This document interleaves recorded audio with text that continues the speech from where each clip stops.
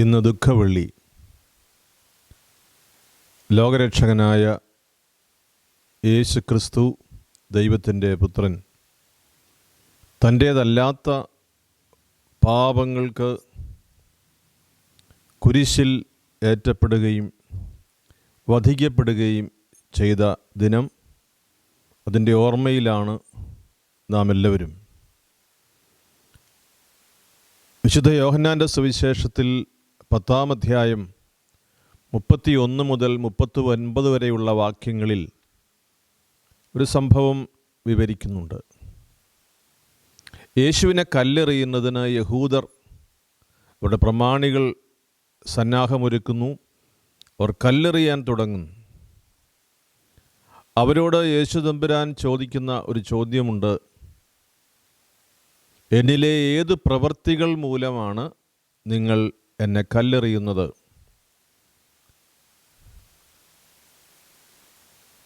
യേശു അവരോട് ചോദിക്കുന്നു, എന്നിൽ എൻ്റെ പിതാവിൻ്റെ പ്രവൃത്തികൾ കണ്ടിട്ടാണോ? ദുഃഖവെള്ളി സഹനത്തിൻ്റെയും വേദനയുടെയും ഒരു പുതിയ നിർവചനം ലോകത്തിന് നൽകിയ ദിവസമാണ്. മനുഷ്യൻ സഹനത്തിലൂടെ കടന്നു പോകുന്നത് നീ കണ്ടിട്ടുണ്ടോ? എത്രയോ തവണ കണ്ടിട്ടുണ്ട്. നാം ഇന്നും ഈ സംസാരിക്കുന്ന നിമിഷവും മനുഷ്യൻ്റെ വേദനയുടെ ഒരു പാരമ്യമാണ്. ലോകം മുഴുവൻ ഒരു ഗ്രാമമാണ് എന്ന് വിശേഷിപ്പിച്ചിരുന്നത് ആ ഗ്രാമം മുഴുവൻ കൊറോണ വൈറസിൻ്റെ ഒരു വലിയ ഭയപ്പെടുത്തുന്ന, അസ്വസ്ഥതപ്പെടുത്തുന്ന ദിനങ്ങളിലാണ്. മനുഷ്യൻ സഹിക്കുന്നത് നാം എത്രയോ തവണ കണ്ടിട്ടുണ്ട്.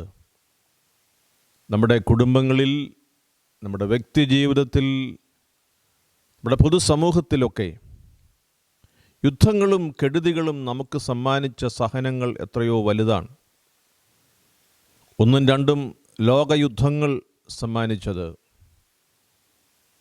വൻകിട ലോകരാഷ്ട്രങ്ങൾ തമ്മിലുള്ള കിടമത്സരത്തിൽ വേദനിച്ച അനേകം മനുഷ്യ ജീവിതങ്ങളെ നമ്മൾ കണ്ടിട്ടുണ്ട്. മതമത്സര്യത്തിൻ്റെ പേരിൽ ജീവനെടുക്കപ്പെട്ട അനേകരുടെ ചരിത്രം നാം പഠിച്ചിട്ടുണ്ട്. മനുഷ്യരുടെ സഹനം ഈ ഭൂമിയുടെ ചരിത്രവുമായി ബന്ധപ്പെട്ടിരിക്കുന്നതാണ്.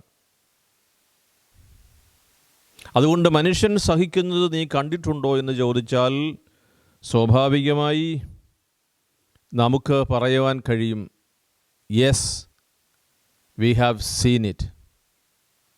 ഞങ്ങളത് കണ്ടിട്ടുണ്ട്. എന്നാലൊരു മറുചോദ്യം നിന്നോട് ചോദിച്ചാലോ? ദൈവം സഹിക്കുന്നത് നീ കണ്ടിട്ടുണ്ടോ? Have you ever seen that God suffering for you? നിനക്ക് വേണ്ടി നിൻ്റെ ദൈവം സഹിക്കുന്നത് നീ കണ്ടിട്ടുണ്ടോ? മലങ്കര ആരാധനക്രമത്തിലെ പരിശുദ്ധ കത്തോലിക്ക സഭാ പ്രാർത്ഥനയിൽ ഇപ്രകാരം നമ്മൾ പ്രാർത്ഥിക്കുന്നുണ്ട്, ഓർക്കുന്നുണ്ട്: ദൈവം സ്കീഫായിൽ തൂങ്ങിക്കിടക്കുന്നു, സൃഷ്ടികൾ വിലാപഗാനം പാടി അവനെ പരിഹസിക്കുന്നു. സൃഷ്ടാവ് സ്കീഫാമേൽ തൂങ്ങിക്കിടക്കുകയാണ്. സൃഷ്ടികളോ അവനെ പരിഹസിക്കുകയാണ്. കാവൽ നിൽക്കുന്നവർ അവനെ വേട്ടയാടുകയാണ്. യഹൂദ പ്രമാണികൾ അവർ തരപ്പെടുത്തിയതനുസരിച്ച് യൂദന്മാരുടെ രാജാവേ നിനക്ക് സ്വസ്തി എന്ന് പറഞ്ഞ് ആക്ഷേപിക്കുകയാണ്. ആക്ഷേപിക്കുന്നത് ആരെയാണ്? സാക്ഷാൽ ദൈവത്തെയാണ്. ദൈവം സഹനത്തിൻ്റെ രൂപമായി മനുഷ്യനുണ്ടാക്കിയ തടിക്കുരിശിൽ സ്കീഫാമേൽ ചേർന്ന് കിടക്കുകയാണ്. ക്രൂശിതൻ ക്രൂശ് മരത്തിന്മേൽ ചേർക്കപ്പെട്ടിരിക്കുക.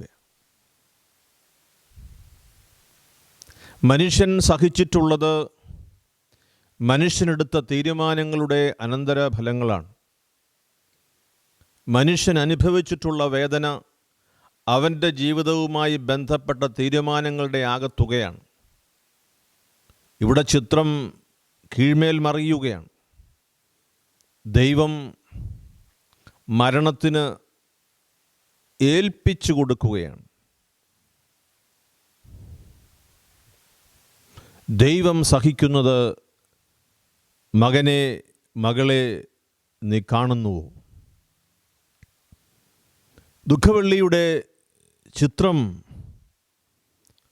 ഇപ്രകാരം മനുഷ്യന് വേണ്ടി സഹിക്കുന്ന ഒരു ദൈവത്തിൻ്റെ ചിത്രം നമ്മിലേക്ക് തരികയാണ്. നിനക്കത് സങ്കല്പിക്കാൻ കഴിയുമോ? ദൈവം നിനക്ക് വേണ്ടി സഹിക്കുന്നു, മനുഷ്യന് വേണ്ടി സഹിക്കുന്നു. തൻ്റേതല്ലാത്ത കുറ്റങ്ങളും പാപങ്ങളും തന്നിൽ ആരോപിക്കപ്പെടുമ്പോഴും,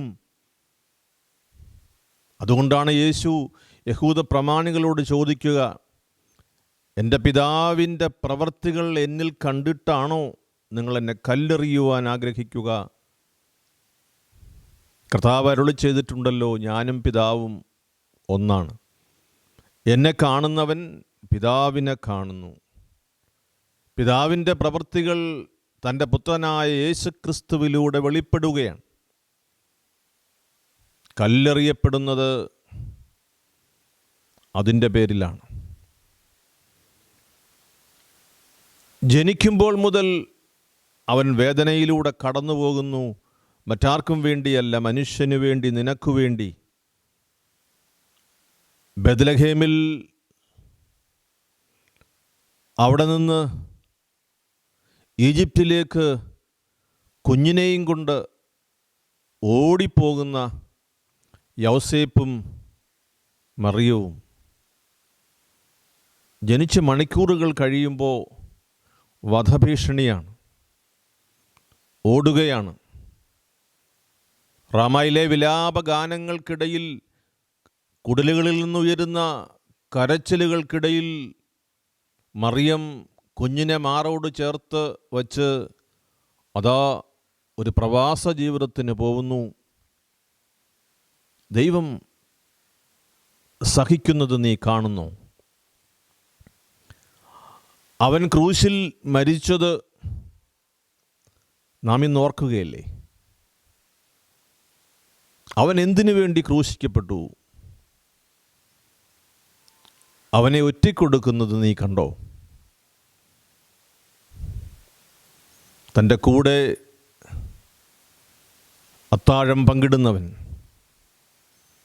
തൻ്റെ ഹൃദയത്തിൻ്റെ ഇടിപ്പ് അറിയാവുന്നവൻ, തൻ്റെ ജീവിതത്തിൻ്റെ പദ്ധതി വെളിപ്പെടുത്തിയ അപൂർവം ആളുകളിൽ ഒരുവൻ, തൻ്റെ കൂടെ മേശ പങ്കിടുന്നവൻ ഒറ്റിക്കൊടുക്കുമ്പോൾ ദൈവം സഹിക്കുന്നതിൻ്റെ ആഴം മകനെ, മകളെ നീ മനസ്സിലാക്കുന്നുവോ? ഇനിമേൽ നിങ്ങൾ ദാസന്മാരല്ല, എൻ്റെ സ്നേഹിതരാണ്. കാരണം യജമാനൻ എന്ത് ചെയ്യുന്നുവെന്ന് ദാസൻ അറിയുന്നില്ല. നിങ്ങൾ എൻ്റെ സ്നേഹിതന്മാരാണ്. എൻ്റെ പിതാവിൽ നിന്ന് ലഭിച്ചതെല്ലാം ഞാൻ നിങ്ങളെ അറിയിച്ചു. ആ ഗണത്തിൽ കർത്താവ് ചേർത്ത് വച്ചിരിക്കുന്ന അരുമശിഷ്യൻ തന്നെ ഒറ്റിക്കൊടുക്കുമ്പോൾ ദൈവം വേദനിക്കുന്നത് നീ കാണാതെ പോകരുത് മകളെ. മകനെ, നീ ഓർക്കുക, നീ നിൻ്റെ ദൈവത്തെയാണ് ഒറ്റിക്കൊടുത്തത്. ദൈവം സഹിക്കുന്നത് ചരിത്രത്തിൻ്റെ പാഠത്തിലെങ്ങും വായിച്ചെടുക്കാൻ കഴിയില്ലല്ലോ, വിശുദ്ധ പുസ്തകത്താളുകളിൽ അല്ലാതെ. നാം ഒരു ഞായറാഴ്ച പിന്നിട്ടതേ ഉള്ളൂ, ഓശാന ഞായർ. യെരൂശലേം തെരുവീഥികൾ ശബ്ദാനമായമായി. എവിടെയും ഒരു സ്വരം മാത്രം, ഓശാന. കർത്താവിൻ്റെ നാമത്തിൽ വരുന്നവൻ അനുഗ്രഹീതനാകുന്നു. ഞായറാഴ്ചയിൽ ഓശാന വിളികളാൽ യേശുക്രിസ്തുവിനെ എതിരേറ്റവർ ഇതാ നാടുവാഴിയുടെ മുൻപിൽ അതേ നാവുകൊണ്ട് അവനെ ക്രൂശിക്കുക, അവനെ ക്രൂശിക്കുക എന്ന് അലറി വിളിക്കുന്നു. ദൈവം സഹിക്കുന്നത് മക്കൾ കാണാതെ പോകരുത്. വീണ്ടും അരിമശിഷ്യൻ, പ്രധാന ശിഷ്യൻ, എപ്പോഴും കൈ താങ്ങിക്കൊടുത്ത് ബലം കൊടുത്തവൻ ഒരു സാധാരണ സ്ത്രീയുടെ മുൻപിൽ നാഥനും ഗുരുവും കർത്താവുമായവനെ ഒന്നല്ല, രണ്ടല്ല, 3 പ്രാവശ്യം തള്ളിപ്പറയുന്നു. ഞാൻ അവനെ അറിയുകയേയില്ല. കോഴി കൂകുന്നത് അതും 3 തവണ അവനെയും നമ്മെയും ഓർമ്മിപ്പിക്കുന്നു. ദൈവത്തിൻ്റെ സഹനത്തിൻ്റെ ഒരോർമ്മപ്പെടുത്തൽ. മറ്റൊരു രംഗം കൂടി കാണാം. അക്കാലത്ത് അറിയപ്പെട്ടിരുന്ന കുപ്രസിദ്ധനായ കൊലയാളിയാണ് ബറാബാസ്. അവൻ്റെ പേര് പോലെ, അവൻ്റെ രൂപം പോലെ, അവൻ്റെ സ്വഭാവം എല്ലാവർക്കും അറിയാം. നാടുവാഴിയുടെ മുൻപിൽ ബറാബാസ് എന്ന കൊലയാളി നിൽക്കുന്നു. തൊട്ടപ്പുറത്തായി പാപമില്ലാത്തവൻ, പാപികളായ നമുക്ക് വേണ്ടി തൻ്റെ ശരീരം മുറിച്ച് നൽകിയവൻ, അവൻ യേശുക്രിസ്തു നിൽക്കുന്നു. നിങ്ങൾക്കാരെ വേണം ക്രൂശിൽ തറയ്ക്കുന്നതിന്? യേശുവിനെയോ ബറാബാസിനെയോ? ഓശാന വിളികൾ ഉയർത്തിയ നാവുകൾ മറ്റൊരു കാര്യം ഇവിടെ പറയുന്നു: യേശുവിനെ ക്രൂശിക്കുക, ബറാബാസിനെ വിട്ടയക്കുക. Release Barabbas, crucify Jesus. ദൈവം സഹിക്കുന്നതിൻ്റെ പാരമ്യം എന്നെ ശ്രവിക്കുന്ന മകളെ, മകനെ, നീ ശ്രദ്ധിച്ചിട്ടുണ്ടോ? ദുഃഖവെള്ളി ദൈവം എനിക്കും നിനക്കും നിങ്ങൾക്കും നമുക്കും വേണ്ടി സഹിച്ചതിൻ്റെ, കണ്ണുനീർ പൊഴിച്ചതിൻ്റെ, ശരീരത്തിൽ അടിയേറ്റതിൻ്റെ, സഹിക്കാവുന്നതിൻ്റെ പാരമ്യത്തിൽ എത്തി നിൽക്കുന്നതിൻ്റെ, ജീവൻ നമുക്ക് വേണ്ടി വെടിഞ്ഞതിൻ്റെ പിറകിൽ എന്താണ് കാരണം? ഒരു കാരണം ഉണ്ടാകുമല്ലോ. അവൻ്റെ സഹനത്തിന് ഒരു കാരണമില്ലേ? ഈ സഹനങ്ങളുടെ എല്ലാം അവസാനത്തിൽ നമ്മുടെ കർത്താവ് തേജോമയനായി ശിഷ്യന്മാരെ ധൈര്യപ്പെടുത്തി നിൽക്കുന്ന ഒരു രംഗമുണ്ട്. 14-ാം അധ്യായത്തിലെ യോഹന്നാൻ്റെ സുവിശേഷത്തിലെ വാക്യങ്ങൾ 1 മുതൽ വായിച്ചാൽ ഹൃദയം ശാന്തമാകും. മുൻകൂട്ടി അറിയുകയും തമ്പുരാൻ തന്നെ പറഞ്ഞു കൊടുക്കുകയും ചെയ്തതെല്ലാം കേട്ട് അസ്വസ്ഥമായിരിക്കുമ്പോൾ യേശു അവരോട് പറയുകയാണ്: നിങ്ങളുടെ ഹൃദയം അസ്വസ്ഥമാകേണ്ട, നിങ്ങൾ ദൈവത്തിൽ വിശ്വസിക്കുവിൻ, എന്നിലും വിശ്വസിക്കുവിൻ. Believe in God, believe in me. സഹനത്തിൻ്റെ പാരമ്യതയിലെത്തിയ ദൈവപുത്രൻ ശിഷ്യന്മാരെ ഉറപ്പിക്കുന്നത് അങ്ങനെയാണ്: believe in God and believe in me. എന്താ അങ്ങനെ പറയുന്നതിൻ്റെ കാരണം? ദൈവത്തെ ആരും ഒരു നാളും കണ്ടിട്ടില്ലല്ലോ. എന്നാൽ അവിടുത്തെ പുത്രനായ യേശു ക്രിസ്തുവിനെ കണ്ടവർ പിതാവിനെ കണ്ടിരിക്കുന്നു. ഞാനും പിതാവും ഒന്നാണ് എന്നെ കാണുന്നവൻ പിതാവിനെ കാണുന്നു. നീ ഈ പിതാവിനെ കണ്ടിട്ടില്ല എന്ന് നീ ഓർക്കുമല്ലോ. ആകട്ടെ നീ എന്നെ കണ്ടുവല്ലോ, എന്നിൽ വിശ്വസിക്കുക. ദുഃഖവെള്ളിയുടെ ഓർമ്മപ്പെടുത്തൽ അത് ഒരു കുളിർകാറ്റുപോലെ നമ്മെ തഴുകി പോകുമ്പോൾ ഒരോർമ്മയായി അവശേഷിച്ചു പോകാതെ മാറ്റിമറിക്കുന്ന റൂഹായായി അത് നമ്മെ സ്ഥിരീകരിക്കട്ടെ എന്ന് ഞാൻ പ്രാർത്ഥിക്കുന്നു. ഒരു മന്ദമാരുതൻ്റെ തലോടലേറ്റുവാങ്ങി സുഖസുഷുപ്തിയിലായിരിക്കുന്നതിനേക്കാൾ മാറ്റിമറിക്കുന്ന റൂഹ, ദൈവത്തിൻ്റെ കാറ്റായി ഇത് നമ്മെ, എന്നെയും നിങ്ങളെയും രൂപാന്തരപ്പെടുത്തട്ടെ. നിനക്ക് വേണ്ടി സഹിക്കാൻ നിൻ്റെ ദൈവം മകനെ, മകളെ തയ്യാറായിരിക്കുന്നു. ഇത് കിട്ടുകഥയല്ല. പാലസ്തീനായിലെ മണ്ണിൽ ചവിട്ടി നടന്ന, നസ്രത്തിലെ ഗ്രാമത്തിൽ ചുറ്റി സഞ്ചരിച്ച, നന്മ മാത്രം ചെയ്ത, 2000 വർഷം മാത്രം പുറകോട്ട് നടന്നാൽ പാലസ്തീനായിൽ കണ്ടുമുട്ടാവുന്ന ചരിത്രത്തിലെ യേശു ക്രിസ്തു എന്ന ദൈവത്തിൻ്റെ പുത്രൻ നമുക്ക് വേണ്ടി സഹിച്ചത് പിതാവിൻ്റെ പദ്ധതി പ്രകാരം. ആ പദ്ധതിയാകട്ടെ നിൻ്റെ നാശത്തിനല്ല, നിൻ്റെ രക്ഷയ്ക്കായിട്ടാകുന്നു. ആമേൻ. നിൻ്റെ രക്ഷയ്ക്കായിട്ട് നിൻ്റെ ദൈവം ഇറങ്ങി വന്ന് സഹിക്കുന്നത് ചരിത്രത്തിൽ കാണാതെ പോകരുത് മകനെ, മകളെ.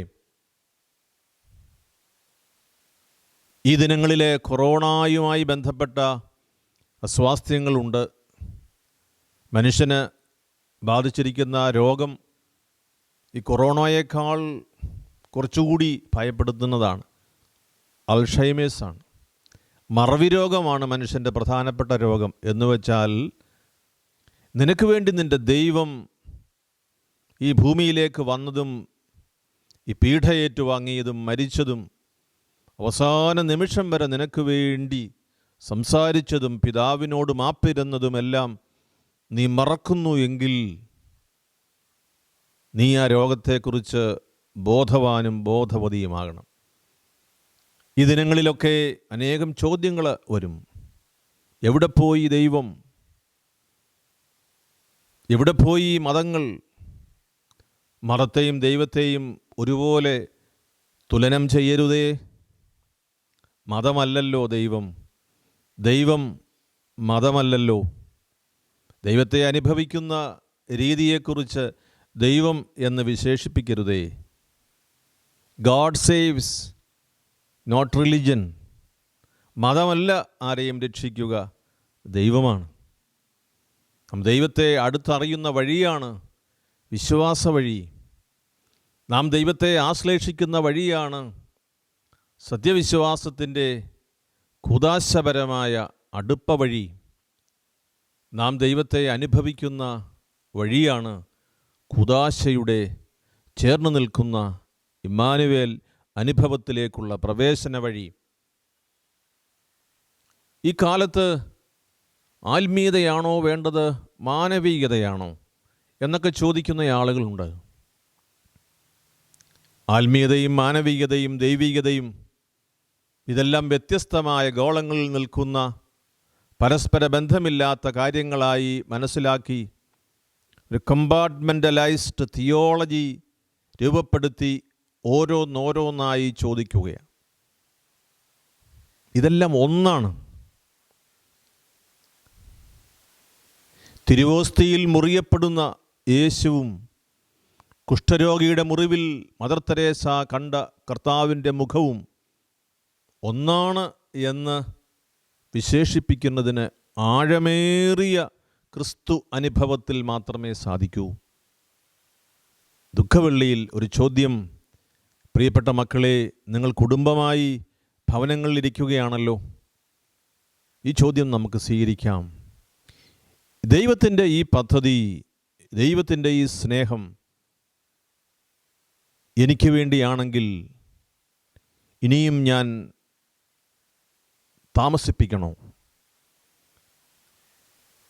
ദൈവം ഈ സഹിക്കുന്നത് എൻ്റെ നാശത്തിനല്ല, എൻ്റെ രക്ഷയ്ക്ക് വേണ്ടിയാണെന്ന് തിരുവചനം പറയുമ്പോൾ നീ അസ്വസ്ഥമാകേണ്ട, ദൈവത്തിൽ വിശ്വസിച്ചാൽ മതി, എന്നിൽ വിശ്വസിക്കുക എന്ന് ഉറപ്പായി പറയുമ്പോൾ ഇനിയും ഞാൻ വ്യക്തിയായി, എൻ്റെ കുടുംബമായി ഇത് അവശേഷിപ്പിക്കുന്നത് സമയത്തിന് വേണ്ടിയാണോ?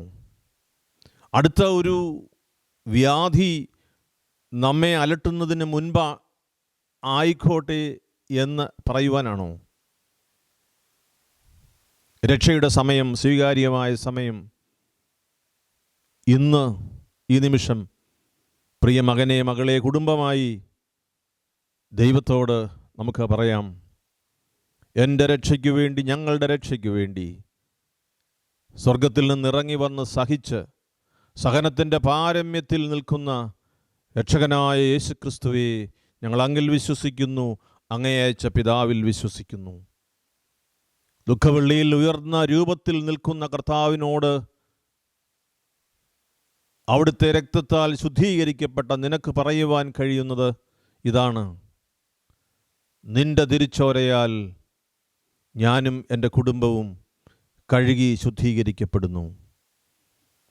നിങ്ങൾക്കെല്ലാവർക്കും ഈ വലിയ ദിവസത്തിൻ്റെ എല്ലാ അനുഗ്രഹങ്ങളും സന്തോഷപൂർവ്വം ഞാൻ നേരുന്നു.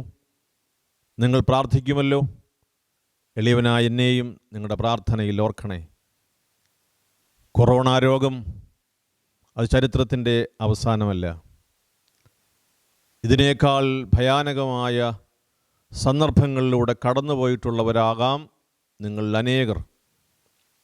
ഇതിനെ ഗൗരവമായി കാണാതിരിക്കുവാൻ ഞാൻ പറയുന്നതല്ല. തോരാത്ത ഒരു മഴയുമില്ലല്ലോ, പ്രഭാതം എത്തിക്കാത്ത ഒരു രാത്രിയുമില്ലല്ലോ. ദുഃഖവെള്ളിയാഴ്ചയുടെ നീളം ഉയർപ്പ് ഞായറിൻ്റെ പ്രഭാതത്തെ ഭേദിച്ചിട്ടില്ലല്ലോ. ദൈവത്തിൽ വിശ്വസിക്കുവിൻ, യേശുവിലും വിശ്വസിക്കുവിൻ. ആമേൻ.